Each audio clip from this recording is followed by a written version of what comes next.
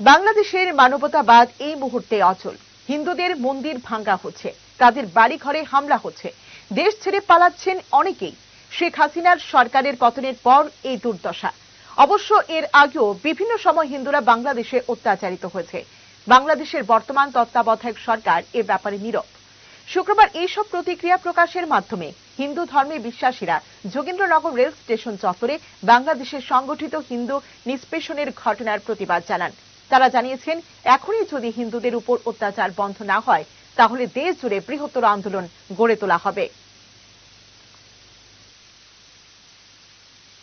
আমাদের এই ভারতবর্ষের অন্যতম রাজ্য ত্রিপুরা রাজধানী থেকে আমরা প্রতিবাদ জানাচ্ছি। বাংলাদেশ যে আমাদের হিন্দুদের উপর নির্যাতন হচ্ছে, সেই নির্যাতন অবিলম্বে যেন বন্ধ হয়, তারই আমরা প্রতিবাদ আজকে আমরা সরব হয়েছি। আমরা যেইভাবে বাংলাদেশের যে মূর্তি, আমাদের হিন্দু মায়েদের মূর্তি ভাঙচুর হচ্ছে, সেই মন্দিরের ভাঙচুরের প্রতিবাদে আমরা আজকে ধিক্কার মিছিল করছি।